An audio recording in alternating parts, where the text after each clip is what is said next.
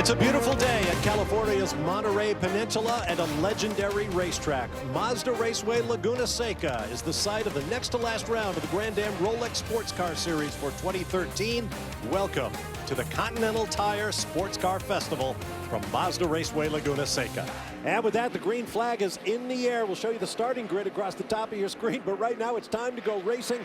Richard Westbrook from his second consecutive pole at Mazda Raceway Laguna Seca and the defending winner of the race with teammate Ricky Taylor out front. Look at Rojas trying to go on the outside of Christian Fittipaldi there through turn two. A beautiful start by our pole sitter, Richard Westbrook, going for his second consecutive win here at Mazda Raceway Laguna Seca. Here comes the GT field, led by John Edwards in the Stevenson Camaro GTR. This is a team that said they were in big trouble after a morning practice here yesterday. Boy, did they turn things around. Found 2.5 seconds when they threw on new Continental rubber, but here we see a battle going up into turn 6 with the championship leader, the 63 machine. Edwards using all of the road. Well, the drive shaft is the problem on the 00. They just took the old one out, putting a new one in, but already before the drop of the green, problems for the 00, and that's going to be an issue in the championship hunt, because he really could hand the championship to Jim Norman. Ferrari should be really strong here coming into this race. Everyone said this should be a Ferrari track, and now they have the championship lead with the 63 machine that currently runs in the 4th spot. Boris said returns the favor on Tagliani. Fights down back. into the hip in turn 11. You wouldn't think that. A Corvette inside a Ferrari on the brake zone, but it didn't stick. And as Chris said in the open, they've got great chemistry. Lee Keen has that experience. Look at Dane Cameron to the inside. Stuffs it down on Max the Axe. They go side by side through 11. You don't see Max the Axe get out braked off, and just saw it right there. Dane Cameron, what a move.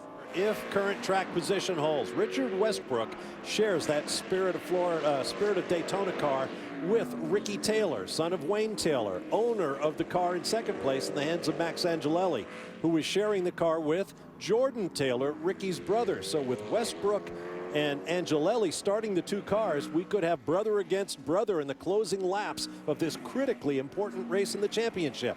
We have the green flag, and Good. Jordan Taylor leads Joao Barbosa. Good jump. Yeah, that acceleration zone, as they got told in the drivers' meeting, is right from the apex of 11, and Jordan was on it, snapped a little bit sideways on him. Pruitt to the inside of Brazil. Gets a position easy.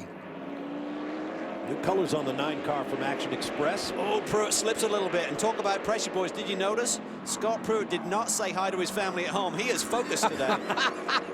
Oh, some argy-bargy here, Galvin might say. Yeah, Pruitt really starting to put the pressure now on Ricky Taylor. He had a look at his brother Jordan Taylor at Kansas for a long time in the last event, but right now he's got Ricky Taylor in front of him, putting the pressure on. Pruitt has speed here. They ran side by side all the way through the 2 corners, and both drivers gave room. Oh, look at this. Car's been in trouble. Yeah. He's been off the road, flat right front for Alex Tagliani. Body's a bit askew, too. He's caught the crew a little bit off guard. That must have happened late in the lap. He's got on the radio, said, I've got to pit. The crew isn't ready yet. As far as Pruitt to the inside. Pruitt to the inside. He takes the 3rd spot away from Ricky Taylor. Make that. Yeah, 3rd. Oh, look at these two. This is our lead 2. 1st and 2nd place pitting together. Okay, now who? Oh, he hits the wall. Barbosa hits the wall, slams the wall. That's one of those mistakes we said you can't make with the championship going down to the wire. Hopefully no one got injured there. He's in too close. Now they're not going to be able to put tires on the left side. Take a look at this. Oh, good shot of it here, I'm sure. They're trying to execute and gain those vital 10s as he's turning the wheel. Just understeers on him. No grip there. All that brake dust coming out. He might have got lucky and not hit that. Unfortunately, none of the pit equipment can be out on pit lane, so he didn't run over anything, so I don't think there'll be any penalty. He didn't hit any crew members or any pit equipment. Green.